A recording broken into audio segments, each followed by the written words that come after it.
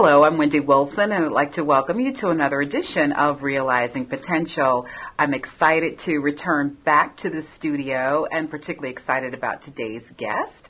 She is an entrepreneur in the area, and the reason why I'm sure I've gained probably about 10 pounds because she's an amazing chef, cook, and a connoisseur of all things that are absolutely delicious. She is none other than Darenda Shackleford. How are you today? I'm great. Good. Yes. Thank you for joining me today. Thank you for having me today. Yeah, it's my pleasure. So you're not a native of Albany. You are from Originally from Alabama. Alabama. That's yes. right. That's right. I had you from Georgia for a minute, and you've told me that a couple times. But tell me a little bit about your background and why you decided that you wanted to move here to Albany. And one of the reasons, besides me just immensely enjoying your food, your many delicacies, is I wanted us to, you share your story, particularly to our students who also have that entrepreneurial spirit and want to venture off into whatever their crafts or specialties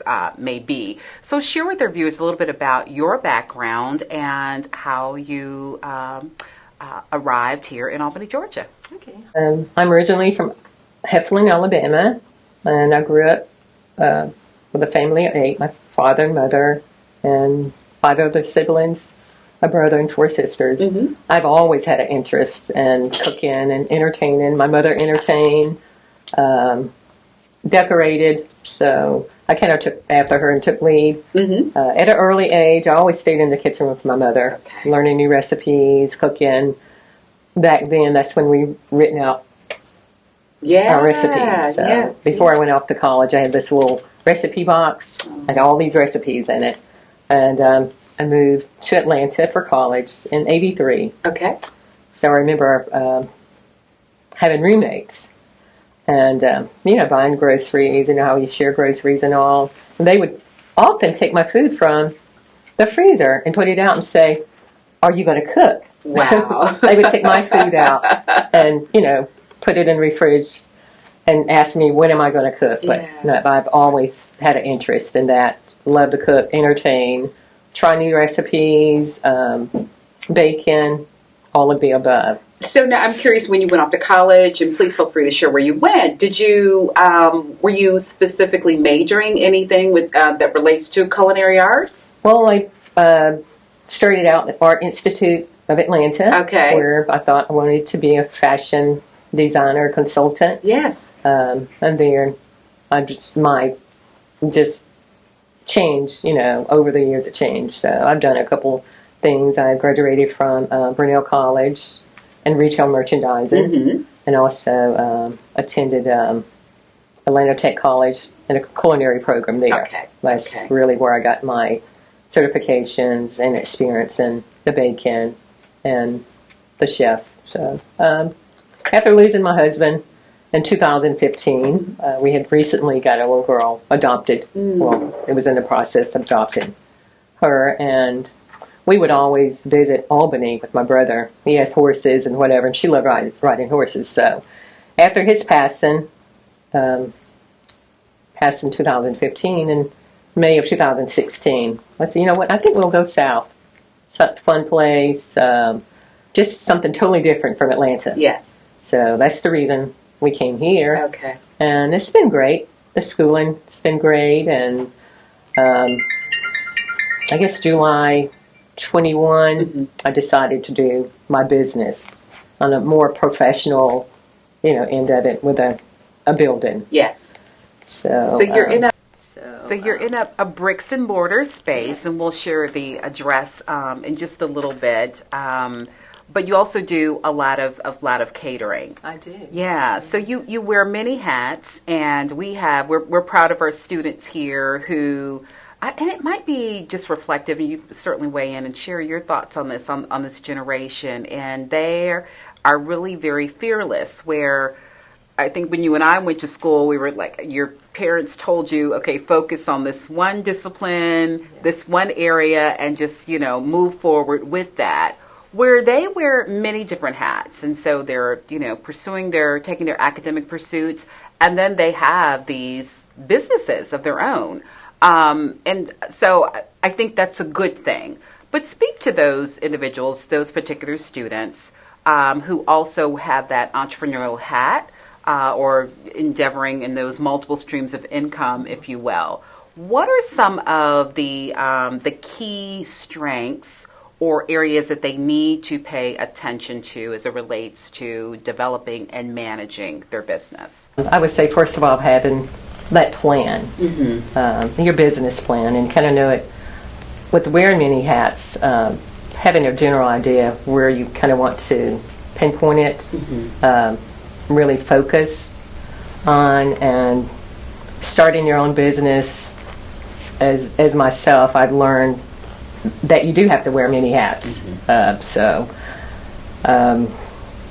My business, I mean, from being the cashier, the baker, the opener, the closer, the greeter, everything, the dishwasher, everything. I do it all. Yes. So having that realm, that experience in all the areas are great, because having employees nowadays, it's kind of hard to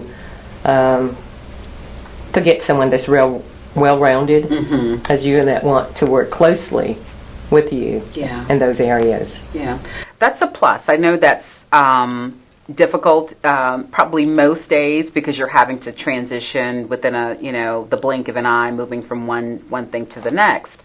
But from the CEO lens, it's important to have an understanding of all aspects of operations and then the execution of them. Because we've met those CEOs or observed those CEOs, if you will, who kind of sit in the proverbial lofty towers, and they're really disconnected or engaged in terms of what happens on the day-to-day front line. So being an entrepreneur allows you to, immerse yourselves in each and every activity. Now, that's not always sustainable. It can be exhausting, and you want to avoid a burnout because you want to do each operation or aspect of it. You want it to run well. So a staff is critical. But right now, you do what you have to do. Again, like I said, I wear many hats, so it can be tiresome. But when you in business for yourself, being an entrepreneur, you go that extra mile. Even when you're tired, it's like you got to keep going. That's right. And working hard, it pays off. So you mentioned you're also doing catering, and you've got the bricks and mortar operation, and so share with the viewers the name of the business, what you believe you specialize in. I have an opinion of my own of what I think your specialty dishes are, but do share. Yeah. My business name is Kream of the Krop. I'm at 3315 Gillionville Road here in Albany, Georgia. My specialty, I guess it would be more bacon. Although when I first started my business, I was thinking of more doing a cafe grill type small restaurant. And just speaking with some other entrepreneurs and business owners in the area, kind of gave me suggested that start out with a bakery. So that's been really great also, being that was one of my specialties. Yes. I have many good desserts in the bakery. Some of my favorites is Mama's Best Pound Cake. It's just a plain pound cake. We have German chocolate cake, caramel cake, the very own old-fashioned long process and type caramel cake. Also it's a seasonal cake, an orange layer cake, and a carrot cake. We have cookies, an assortment of cookies. We have chocolate chip, oatmeal raisin, peanut butter, red velvet muffins, blueberry muffins, just a big assortment of desserts. And if there's ever anything that's not on the menu, if you have an idea or just ask, I'm more than sure we can whip it up for you. Create it for you. Yeah. I would never know. I'm one of those individuals that once I stick with, identify something that I absolutely love. And so I'm a huge fan of your chocolate chip cookies. They are absolutely amazing. But I need to become more adventuresome and taste your other delicacies. But I'm so excited that you have a presence there. And I've, come in many days and, seen familiar faces. So we know that the word is getting around of your success. And then there's also the catering arm of that. Yes. What's the point of, and we'll have that in the lower thirds, the point of contact. But just give our viewers a little insight in terms of how much time you would need in terms of reaching out and then the preparing, and then what would be included if someone were to secure your services for catering. Is it just the bakery, or do you do the whole spread? I do the whole spread. Okay. Preferably if you could give as much notice as possible, but at least 3 days notice. Okay. Some of my customers, I did the caterings for Mount Zion Baptist. I did the Christmas luncheon. Nice. So that was really big. My brother, John Baker, he owns John Baker Construction. He's always getting orders or sending customers in. So, hey, my sister, she does catering and baking. So that's been a plus, for the business. Just any type of spread, home cooked meals, even more of the fancy gourmet type meals. I also do meal prep. Yes. Oh, I didn't know that. Yes, I do meal prep and all. I'll call you about something else besides the chocolate chip cookies now that we can do it all. I believe it, and I know that. Before we wrap up, and there have 2 more questions that I certainly want to ask you that I ask all of my guests, but share with the viewers who may be interested in culinary arts, certainly, starting their own business and that being the focus or discipline, how your opinion the industry has changed, and give them a little advice in terms of staying up to speed and how you do that in terms of just continuing to learn and become familiar with those industry changes and then remaining competitive. Just really familiar with your product, and don't be afraid to try something different. If a customer requests for a certain product, you can always practice and master that particular item. Just knowing your clients and knowing what you can do and what you can give them to please them. You always want to aim to please the customer. And that's a good point that you bring up. And so if ever you fall short of not pleasing the customer, I think a lot of entrepreneurs may not understand how sometimes that just may be it. I couldn't please you and don't know the steps to then just still moving forward. Or what steps would you take in terms of trying to rectify a situation? Well, for an example, if I knew that I baked an item for a customer and that it wasn't up to par, I'm more than likely, I'm really going to know that. But if the customer wasn't pleased, I would offer to make the product, right, without just saying that, well, I'm sorry, like a lot of places, businesses might do. And I've learned this from early on, just being in retail over the years, that the customer is always right. And being an entrepreneur and wanting that customer to return and to spread the word, to other friends and family, to bring in business. I aim to please the customer. Sure. Yes. I know you, and of course you want everything done in reason. I was reminded of a story that I think I heard when I first started in business school, B school, and there's this famous story that goes around, and I cannot remember if the retailer was Neiman Marcus or Bergdorf's, but anyway, the customer comes in and he has 4 sets of tires, and he says that I'm not pleased with the tires, I want to return them, and the salesperson says, absolutely, we'll accept the return, and because we want to make you happy.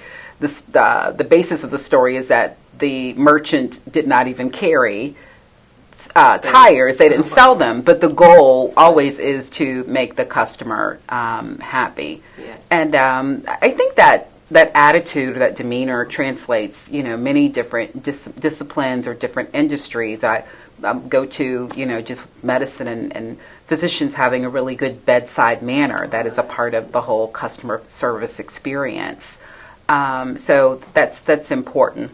It's very important to greet your customers, and it's good to learn them, to learn their names. Customers always love the fact that you learned and remember their names. Yes. Yes. So giving that good quality customer service is very important. Absolutely. Yes. So I always ask my viewers two questions, one of which, what book has most impacted their lives outside of their preferred religious text? And then the second question, you can switch the order if you'd like, and this is ideal for you. If you were to host a dinner, who would you invite? 3 individuals on an international scale that our viewers would be familiar with, and why, and what would you serve? Oh, wow. I think I would love to President Obama and First Lady Michelle Obama. Okay. Tia Mowry. She has her own cookbook. Yeah. A show. Third person.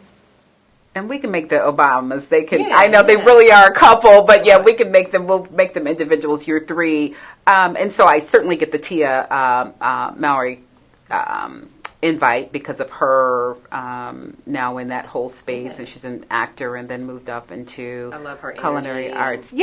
Yes. I think she'd be a great conversation. But why the Obamas? And what meal would you serve? I've never personally met them up close. I love their spirit. I would love to entertain them. I guess my dinner would probably be more of a Southern gourmet style. Not so much with the old-fashioned way that a lot of our grandparents and parents cook, but gourmet Southern with a flair. I gotcha. So we wouldn't have to take a nap after. Probably they wouldn't not. have to take a nap. Yeah. Good tasting, but not real heavy. Yeah, not the heavy food. Yeah. Gotcha. Yeah. And a book that has most impacted your life that you find yourself going back to? Actually, I like Michelle's book. Oh, okay. Yes. Okay. What was it?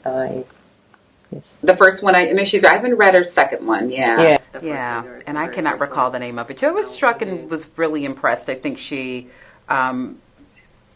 presented herself. Oftentimes when you see figures at that level or status, we almost kind of put them in this superhuman category. And so her transparency made her very relatable. Yes. Yeah. Sharing the challenges as so often many of us do when we're married. That is so true. Yeah. And even my experience, just been African American in the field that I'm in. Yeah. So, but it's been great. Okay. It's been a great experience here in Albany. It's been great. Good. Well, we're glad to have you and look forward to many more years and patronizing you. Tell the viewers before we wrap up again, the location, your hours of operation. Yes. Again, I'm Kream of the Krop. I'm at 3315 Gillionville Road. I'm next door to the Home Run Foods gas station. I'm presently closed now on Monday and Tuesdays, open on Wednesdays through Fridays from 9 till 3. Okay, very good. Yes. And for any catering needs, I don't know if do you have an online presence? I do have online on Instagram and Facebook. You can view some of my products there. Perfect. There's contact information, so if you need to call, you just call the bakery, Café, during those hours from 9 to 3. Gotcha. Yes. So I'm kind of torn. I hate I mentioned the chocolate chip cookies because then everybody's going to get ahead of me and then get in line and then they may be sold out. But you were so kind and gracious where if you call ahead of time, you will accommodate your customers' needs. Yes. So I would like to mention also I do several of my salads. A favorite salad of the community here is my chicken salad. Yes, so it's an all-time favorite. It is. I've been very pleased. And again, the customer service, the aesthetic is beautiful. It's a delightful cafe, well lit, and it's just a good energy. And of course, to match that with just delicious food. Yeah. Well, thank you so much for joining me today. Hopefully it has been enlightening for our viewers and specifically our students, our business majors, and those majors that decide I still want to also have my business, whatever that might be, just sharing that you do have to wear many hats, but making sure that the key focus, or the primary focus, I should say, is to please the customer. Yes. Outstanding. Well, thank you very much. It's been my pleasure. It's been my pleasure. Thanks. Viewers, thank you so much for joining me for this edition of Realizing Potential. I'm Wendy Wilson, and I look forward to seeing you next time.